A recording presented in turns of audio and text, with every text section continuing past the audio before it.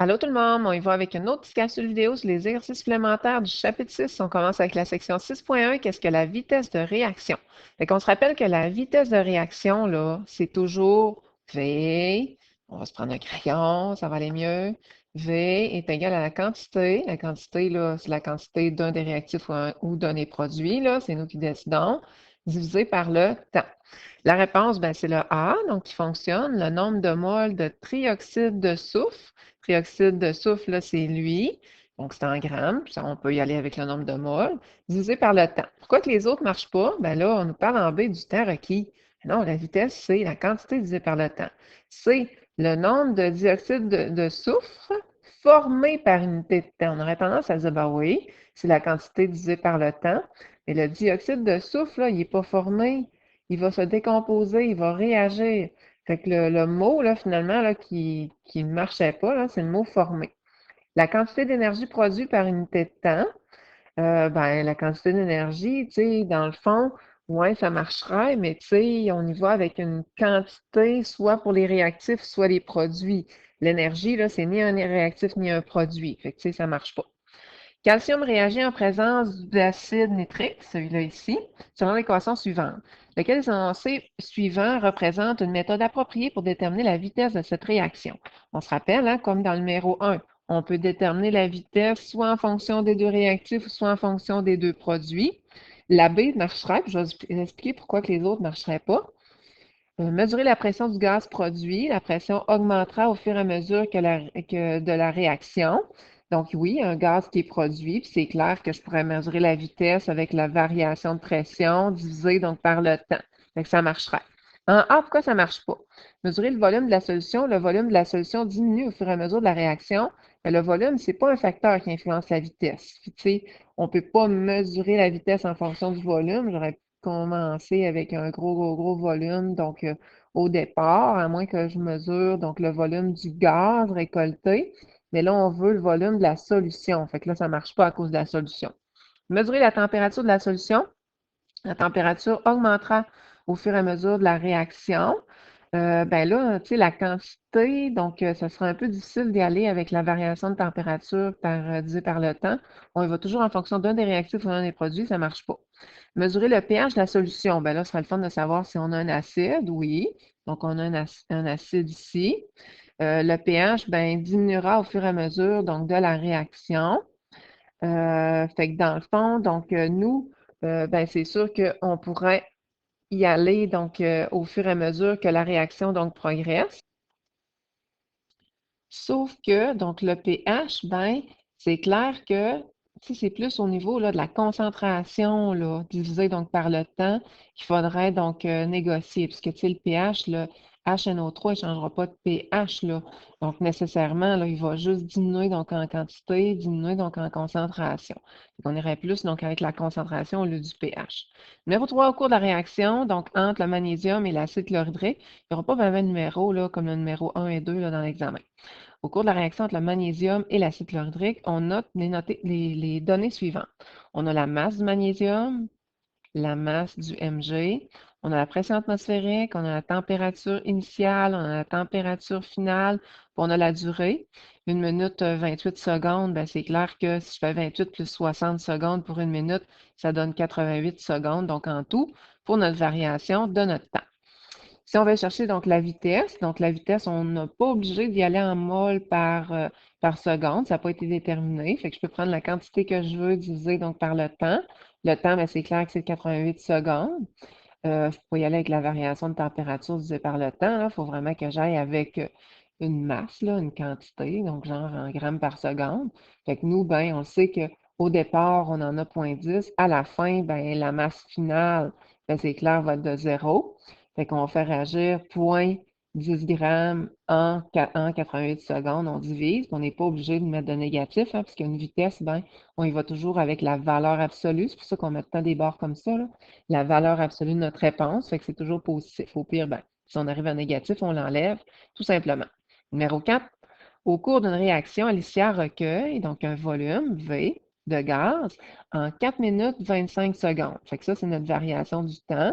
Puis, on peut faire 4 fois 60 plus 25 qui va nous donner 265 secondes. à une pression de 101,9 et à une température T.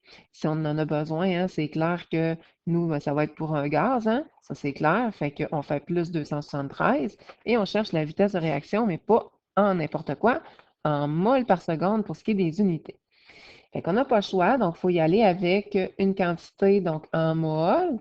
Donc, on divise par notre temps, donc en secondes. Fait que pour aller chercher donc une quantité en mol, j'ai deux choix. N est égal à la masse divisée par la masse molaire, mais je n'ai pas mon nombre de grammes. Étant donné que c'est un gaz, puis étant donné que j'ai la pression, le volume, la température et tout, je vais y aller avec PV est égal à nRT, puis je vais aller isoler donc le N. Fait que j'isole ici donc le N. Ça va me donner PV divisé par RT. Fait que notre pression fois notre volume. Notre volume, ben, c'est sûr qu'on va diviser par 1000 pour le mettre en litres, divisé par 8,314, divisé par la température que je vais mettre donc en Kelvin, comme ça ici. Fait que je vais y aller avec ici, donc mon nombre de moles. Je n'ai pas besoin de faire moins 0, là, on s'en fout. On sait qu'à la fin, il n'y en aura plus. Divisé par 360 secondes. Et je vais avoir donc ma vitesse. Donc ma vitesse et le tour est joué. Numéro 5, l'iodure d'hydrogène se décompose à une vitesse. Ah, fait que là, on nous donne la vitesse. Selon l'équation suivante, combien de temps, donc moi je cherche le delta T, faudra-t-il pour produire une quantité de mol N de 0,5 mol de dihydrogène? Chanceuse parce que je suis déjà en mol par seconde. Fait qu'on sait que la vitesse, ben, c'est clair que c'est la quantité, c'est encore là, nous autres, la quantité, on a choisi, c'est en mol, là, divisé par le temps.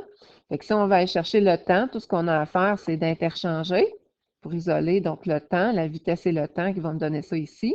Fait que je vais aller avec ma quantité donc en mol, mon 0,5, divisé par la vitesse. Mais là, la vitesse, là, c'est clair qu'il faut que j'aille vraiment la vitesse pour l'équation donc générale. Nous, notre vitesse, là, on avait dit que c'était pour le iodure d'hydrogène. Et j'ai 2 moles d'iodure d'hydrogène. Fait qu'il va falloir que je divise par 2 avant. Ou au pire, je divise par mon 2 fois 10 exposé à moins 3, puis après ça, je diviserai par 2 là, pour avoir mon temps donc réel.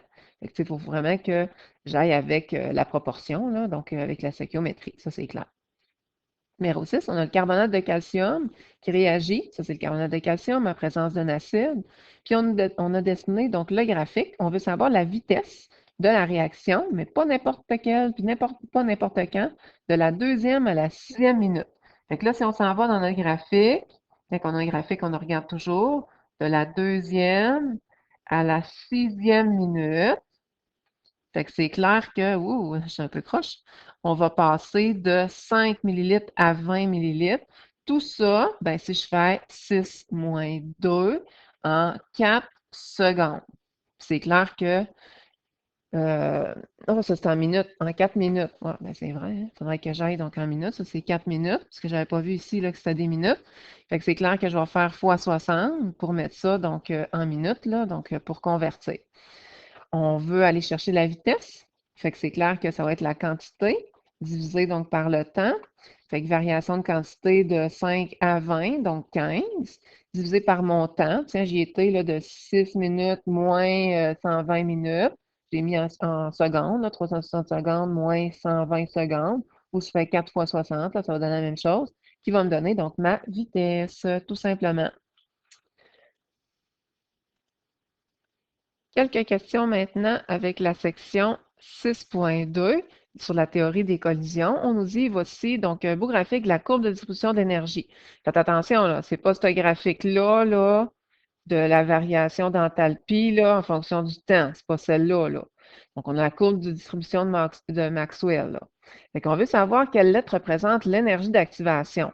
On se rappelle que quand on a un graphique comme ça, l'énergie d'activation là, se situe ici. Là. On se rappelle là, du début jusqu'au complexe activé, mais ce n'est pas ça. Ici, mon énergie d'activation, c'est mon énergie minimum.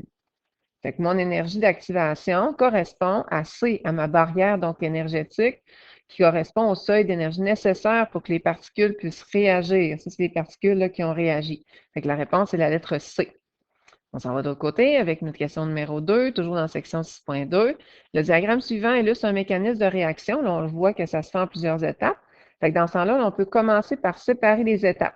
Monte, descend, ça c'est la première étape. Monte, descend, ça c'est la deuxième étape. Monte, descend, Troisième étape, puis monte, descend. Quatrième étape. On veut savoir quelle étape va être la plus lente. Je n'ai même pas besoin là, d'y aller avec des chiffres, là. L'étape la plus lente, là, ça va être elle qui a la plus petite énergie d'activation.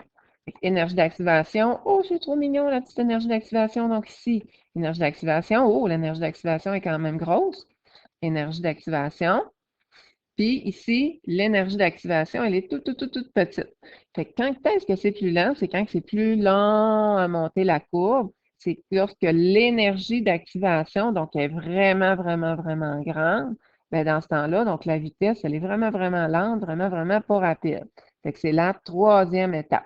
Quelle est l'étape déterminante? Bien, l'étape déterminante, c'est elle que le complexe activé est la plus haute. Fait que regardez, là, complexe activé ici.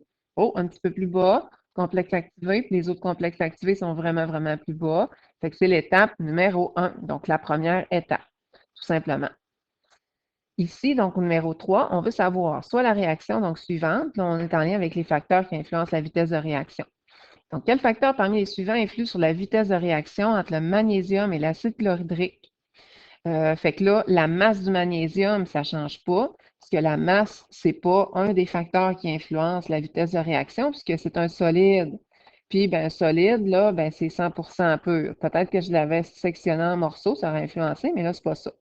Le volume de la solution d'acide chlorhydrique, le volume n'a aucun effet. Par contre, la concentration a un effet, mais là, ce n'est pas ça. Puis la pression, donc gazeuse. Bien, l'affaire, c'est que le gaz, il est au niveau des produits. Fait que, tu sais, il ne va pas influencer donc la vitesse. Il aurait fallu que le gaz ben, soit au niveau des réactifs. Fait que là, ça ne marche pas. Donc là, j'imagine que j'espère que le A, ça va fonctionner. Le pH de la solution d'acide chlorhydrique. Comme on avait vu tantôt, ben, le pH, c'est comme la concentration. Il faut vraiment que ça soit au niveau donc des réactifs. C'est clair que lorsque je mesure la concentration du HCl, ça me donne, dans le fond, donc le pH. En plus, le HCl, ben, il est au niveau des réactifs. Fait que oui, ça ferait. Lequel des énoncés, donc, suivants, concernant donc l'ajout d'un catalyseur est vrai? Fait que l'enthalpie du complexe activé de la réaction catalysée est plus petite que celle du complexe activé de la réaction non catalysée. Fait qu'on se rappelle qu'un catalyseur, qu'est-ce que ça fait? C'est que ça va abaisser donc l'énergie d'activation. Fait que ça veut dire que mes réactifs vont rester pareils, mes produits vont rester pareils, sauf que ma courbe va être plus basse. Fait qu'on s'entend que mon complexe activé, la courbe en orange qui est catalysée, ben, elle est plus basse que ici, mon complexe activé. Pourquoi les autres, ça ne marche pas? Ben, l'enthalpie des réactifs de la réaction catalysée est plus petite que celle des réactifs de la réaction non catalysée. Non, tu sais, on s'en fout, là, que ce soit une réaction endo ou exothermique, ça ne change pas. L'énergie d'activation de la réaction catalysée est plus grande que celle de la réaction donc non catalysée, donc c'est le contraire, c'est plus petit. Puis la chaleur de réaction catalysée est plus grande que celle de la réaction non catalysée. Fait que là, la chaleur de réaction, donc soit non, là, tu sais, ça ne changera rien là, pour pouvoir savoir le lien là, pour le catalyseur. La chaleur ne changera pas, juste que la réaction va se faire plus vite. Numéro 3, voici la courbe de distribution de l'énergie cinétique pour une réaction donnée. Parmi les graphiques suivants, lequel illustre une augmentation de température. Fait que c'est la C. Là, on a la courbe là, du début, donc ici, ça c'est la courbe là, de comparatif là, qu'il faut vraiment donc, se comparer. Nous autres, là, dans le fond, là, c'est vraiment pas clair, là. Pour ce qui est donc d'une température, la température, là, la courbe est censée de tasser soit vers la droite ou soit vers la gauche. Là, je trouve que la courbe n'est pas bien pareille. Mais tu sais, qu'est-ce qu'on a à comparer? C'est que si le complexe activé est là, puis là, il est vraiment plus loin, là, il s'est vraiment déplacé. Fait qu'on a une translation vers la droite. Fait que oui, ça a rapport avec la température. Ici, la courbe, ça, c'est un catalyseur, parce que la courbe n'a pas changé. Tout ce qui a changé, ben, c'est la barrière d'énergie, donc minimum. Fait que ici, c'est en lien avec un catalyseur. Ensuite, celle-là, ben, mon Dieu, c'est que la courbe, elle a monté vers le haut. Fait que s'il y a une translation, donc vers le haut, on va mettre translation en cursive, ça va être plus facile.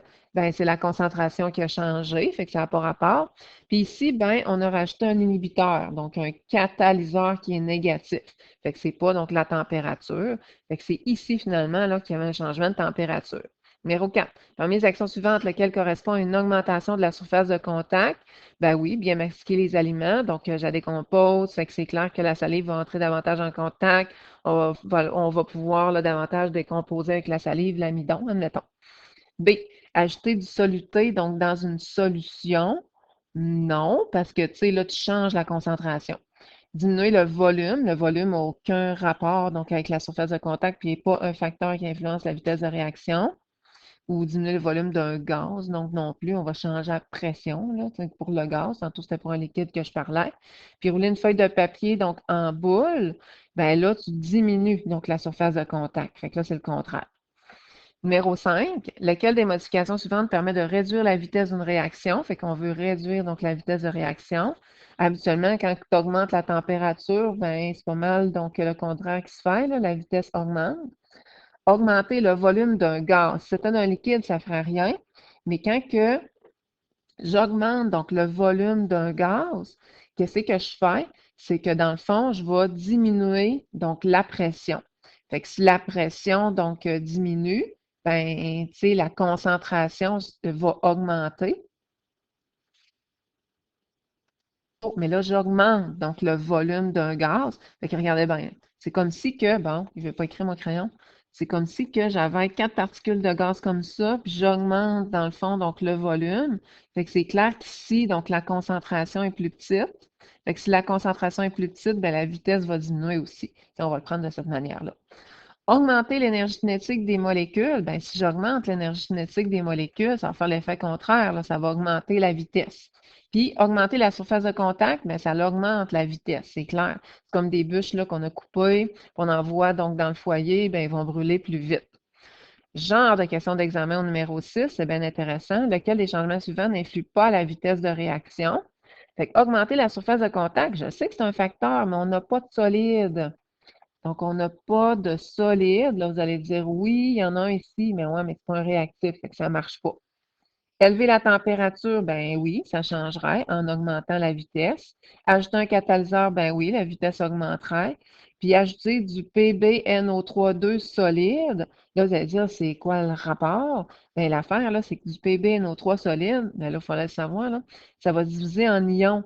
Fait que probablement que je vais avoir un ion Pb2+, hein, qui va s'ajouter ici. Fait que dans le fond, j'augmente la concentration du Pb2+.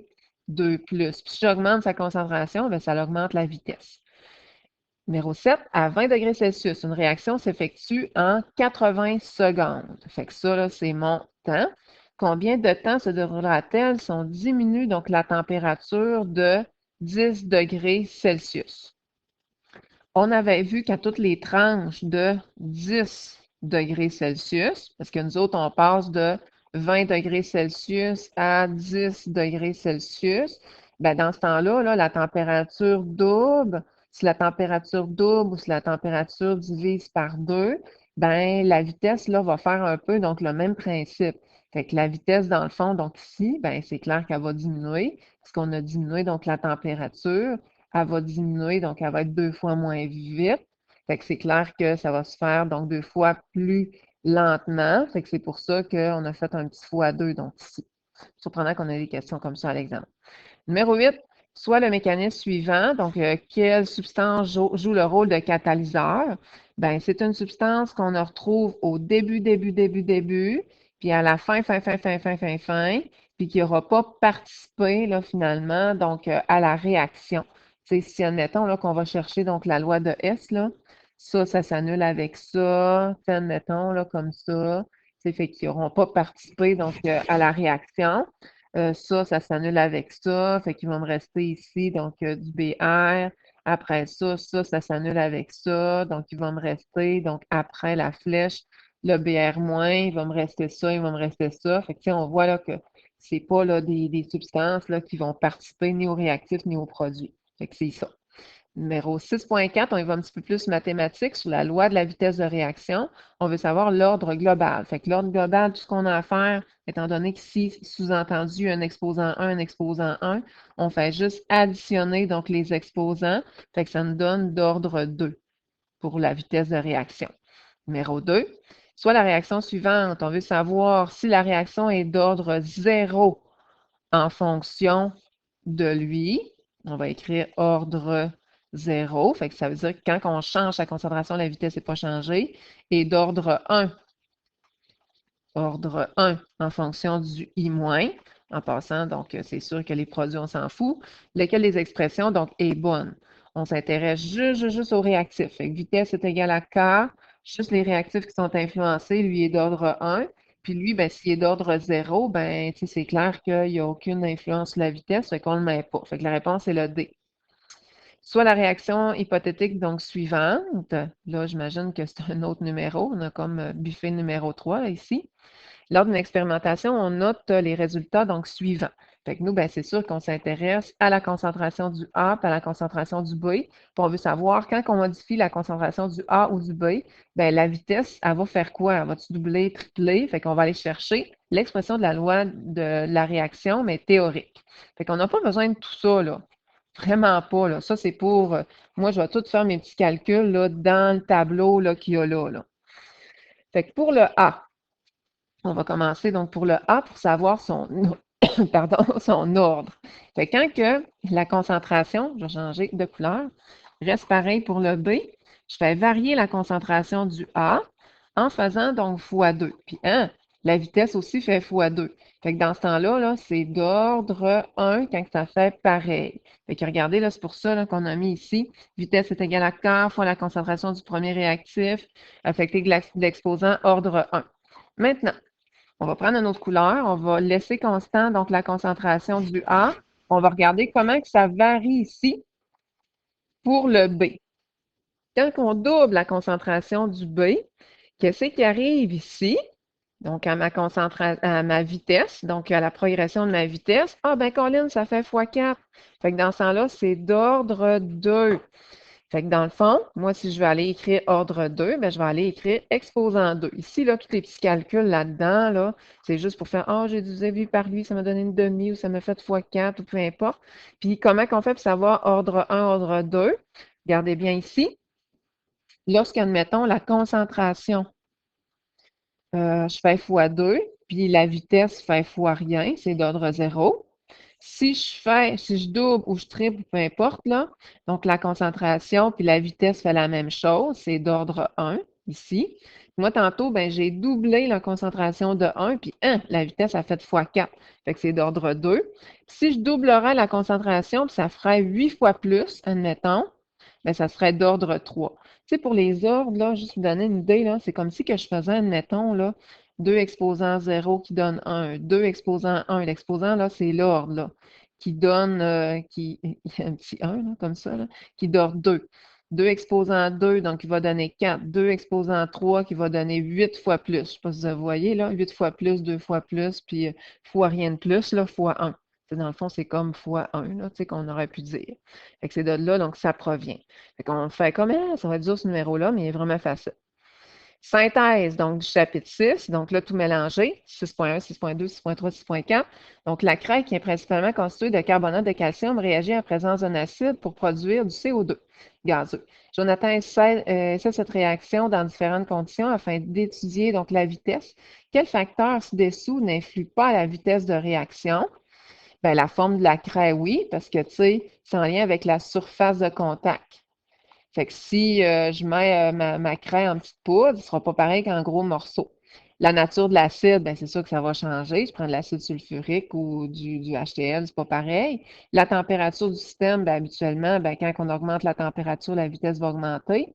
Puis, la concentration du dioxyde de carbone, non, parce que le dioxyde de carbone, ben, c'est un produit, c'est pas un réactif. Fait que c'est pour ça que ça ne marche pas.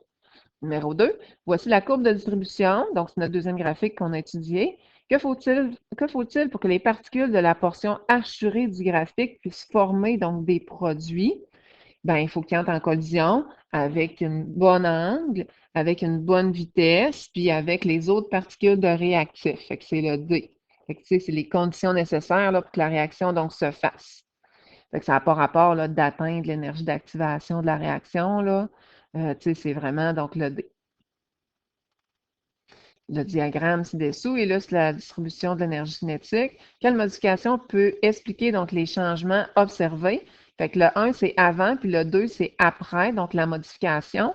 On a vu que, regardez, le complexe activé, là, il a passé de là à là. Fait qu'il a transféré, il a fait une petite translation, donc par là. Fait que quand on fait une translation vers la droite ou vers la gauche, ben, c'est la température qui change. On s'entend-tu que vers la droite, ben, la température augmente, vers la gauche, la température diminue. Puis regardez, au départ, j'avais ça qui réussit à réagir. Puis là, ben, à la fin, j'ai tout ça. Fait que c'est clair que la vitesse va augmenter. Donc, c'est clair qu'on a une augmentation de température. Ce genre de graphique-là, ça va être plus pour la fin de l'année. Numéro 4, soit le mécanisme réactionnel suivant, lequel des graphiques suivants peut illustrer ce mécanisme. Fait que dans le fond, on a une étape rapide, lente, rapide. Fait qu'il faut avoir, comme là, j'ai première étape, deuxième étape. Et mon Dieu, c'est pas chic cette affaire-là. Voilà, je vais recommencer.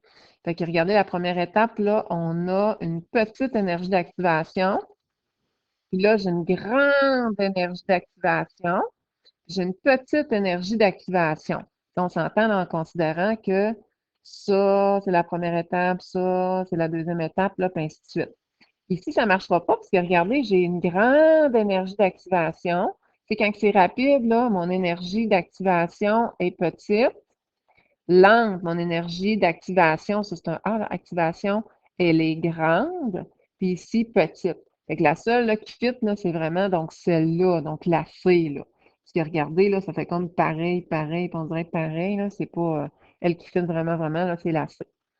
Numéro 5, le peroxyde se décompose selon l'équation suivante. Si la vitesse de cette réaction est de 1,10 fois 10 exposant moins 3, quelle est la masse de dioxygène sera produite en un temps de 5 minutes?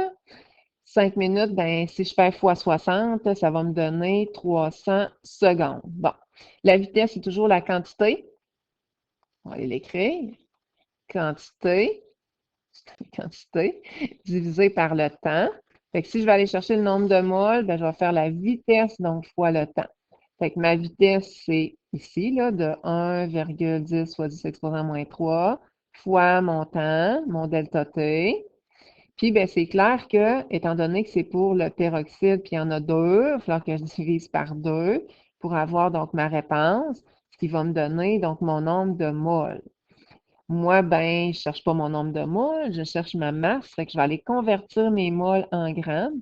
Et comment que je fais pour convertir mes moles en grammes? Ben, c'est avec ma petite formule. Donc, ici, fait que je vais aller isoler donc ma masse. Masse est égale à la masse molaire du peroxyde, là, d'hydrogène. Fait que je m'en vais donc dans le tableau périodique. Tableau périodique. Je vais aller chercher donc la masse molaire du peroxyde d'hydrogène fois mon nombre de moles. Là, ça, c'est mon gros M, on les a inversés, mais on s'en fout, qui va me donner ma masse. Il faut être capable de jouer là, avec tout ça. C'est clair que j'aurais pu y aller en produit croisé, là, ça l'aurait fait. Numéro 6, Anaïs, ça c'est une bonne question. Étudie l'effet de la variation de la concentration sur la vitesse de réaction suivante. Elle remarque que lorsque la concentration du monoxyde d'azote, là, c'est lui, double, ben, la vitesse initiale de la réaction, qu'est-ce qu'elle fait? Elle quadruple. Oh, fait que ça veut dire que c'est d'ordre 2. Toutefois, en doublant la concentration du deuxième, fait qu'ici, donc le deuxième, du dihydrogène, lorsque je double sa concentration, la vitesse initiale, donc, ne fait que doubler. Fait que quand que je double, ça, c'est d'ordre 1. Vous savez, là, dans le tableau là, qu'on avait vu là, ici, là, dans nos notes de cours. Là. Fait que ça veut dire que je vais écrire vitesse est égal à K fois la concentration du NO fois la concentration du O2. Fait que c'est clair que le premier, ça va être d'ordre 2. Fait qu'il faut vraiment un petit exposant 2. Ça marche, ça marche. Puis l'autre, c'est ordre 1. Ça avait été ordre 0, on ne l'a pas mis. Mais là, c'est d'ordre 1. Fait que c'est le C. Le cyclobutane peut se décomposer en éthylène selon l'équation suivante. Voici l'expression de la loi de la vitesse. Si la réaction débute avec un nombre de moles de 0,5 moles dans un ballon avec un volume de 2 litres, quelle est la vitesse donc de la réaction? OK. Fait que nous, dans le fond, on va aller chercher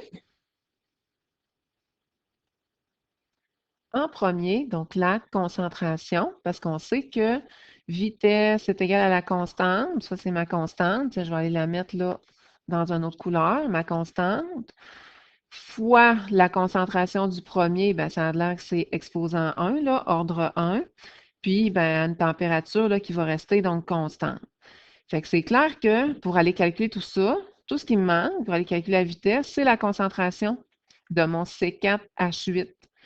Fait que qu'est-ce que je vais faire pour aller chercher la concentration? La concentration, c'est nombre de moles sur le volume. Fait que nombre de moles divisé par le volume. Le volume, on sait que c'est 2 litres. Nombre de moles, 0,5, qui va me donner la concentration. Fait que je vais le rentrer donc là-dedans, en considérant qu'ici, là, c'est d'ordre 1. Fait que je vais faire vitesse est égale à la constante fois la concentration. La concentration, là, dans le fond, là, qu'on vient de trouver, donc ici, exposant 1, puis ça va me donner la vitesse, tout simplement.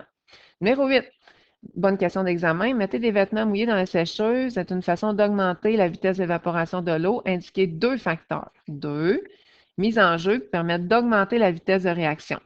Fait que la sécheuse permet d'augmenter la vitesse de réaction, bien, premièrement, en augmentant la température, puis en augmentant aussi la surface de contact. Fait que je brasse les vêtements ne restent pas toutes poignées, donc dans un pain, là, ça tourne. Ça, c'est clair. Défi, la décomposition du peroxyde d'hydrogène, ça ici, s'effectue selon cette équation-là. Maryse analyse cette réaction dans un ballon de verre fermé dont la phase gazeuse occupe un volume, donc on va s'intéresser donc au gaz, de 1,50 litres à une température de 22 degrés Celsius. La vitesse de réaction du peroxyde, le peroxyde ici, V, sa vitesse est de 4 fois 10 exposé à moins 4. Quelle sera la variation de pression? Variation de pression, c'est la pression qu'on va chercher, du système après un temps de 30 secondes. On suppose que température et volume, là, les autres affaires, là, la concentration de tout ça là, va demeurer donc constant. Fait que nous, dans le fond, on cherche la pression, genre de question de fin d'année, ça là. Fait que PV est égal à NRT. On va aller isoler donc le P, donc NRT divisé par V. Tout ce que je vais faire, c'est que je vais envoyer mon V en dessous, puisque le contraire de fois V, ben, c'est divisé donc par V. Puis là, ben, je vais aller chercher qu'est-ce qui me manque. J'ai le R, j'ai ma température. Donc, la température, là, on sait que je vais faire 22 plus 273 pour mettre ça donc en Kelvin. Tiens, je vais aller mettre plus 273. Mon volume, on va aller voir si j'ai ça. Oui, le volume, je vais le diviser par 1000 pour le mettre en millilitres. Ah, ben non, je vais le laisser donc en litres, c'est vrai. Même pas besoin, c'est vrai. Donc, quand que je travaille avec ça, là, je travaille donc en litres. Pourquoi? Ben, regardez, parce que j'ai des kilopascales fois des litres. Regardez ici, puis c'est pour ça qu'il faut que je mette donc en Kelvin. Fait que je le laisse comme ça. Fait que tout ce qui me manque, c'est mon nombre de moles. Fait que je vais aller chercher donc mon nombre de moles. Pour aller chercher donc mon nombre de moles, ben là, c'est sûr que je vais y aller donc avec ici, là, j'ai deux choix, là. Soit que j'y vais, ben, je ne peux pas y aller avec PV est égal à NRT, puisque c'est ça que je cherche. Soit que je vais avec ça, ou soit que j'y vais avec concentration est égale à nombre de moles sur le volume. Moi, étant donné qu'on ne me donne pas le nombre de grammes, ben, je vais y aller avec ça, là. Fait que je vais aller chercher donc ici, concentration fois mon volume. Mon volume, je l'ai déjà. Il est donné en haut, mais je n'ai pas donc ma concentration. Pour aller chercher donc ma concentration, ben, je vais me servir de la formule de la vitesse, qui est la quantité divisée donc par le temps. Fait que si je veux avoir, dans le fond, ma concentration, c'est ça là, que je vais aller chercher. Donc ici, la variation de concentration, ben, je vais faire donc, concentration, comme ça ici, est égale à la vitesse fois mon temps. Mon temps, je l'ai, c'est de 30 secondes, il est là. Ma vitesse, je l'ai, elle est là, mais ma vitesse, là, c'est pour deux molécules. Là. Fait qu'il va falloir que je divise par deux. C'est pour ça qu'ici, on a divisé par deux, ou que je trouve ma concentration, puis après ça, je la divise par deux. Fait que j'ai fait ma vitesse divisée par 2 fois 30, qui va me donner ma concentration. Je la pitch là, ma concentration. Je fais fois mon volume, je vais avoir mon nombre de moles, et un coup, j'ai mon nombre de moles, je te le pitch là, ici, je le descends, puis, ben, je vais pouvoir aller calculer, donc, ma pression, tout simplement. Si on a-tu un autre numéro? Numéro 2, oui. Le graphique ci-dessous illustre la variation de la concentration d'une substance en fonction du temps pour une même réaction effectuée dans des conditions différentes. Bon. Lequel des trois courbes correspond à des conditions qui favorisent la réaction? Bien, c'est clair que c'est la courbe numéro A, parce que la pente, là, regardez, elle monte plus rapidement, fait que ça réagit plus rapidement, donc en fonction du temps, fait que la vitesse, donc, est augmentée. Là, vous allez dire, ouais, mais le B, là, il va stagner ici plus haut. Ouais, mais c'est parce que, tu sais, on veut savoir la vitesse en fonction du temps, comment que ça va évoluer, donc rapidement. On ne veut pas savoir à la fin, là, quelle va être la concentration. J'ai-tu un autre numéro? Non. Donc, ça fait le tour finalement. Donc, on finalise donc avec le numéro 2. Fait que, on va se revoir tout simplement pour notre chapitre 7. Il en reste juste deux. On lâche pas.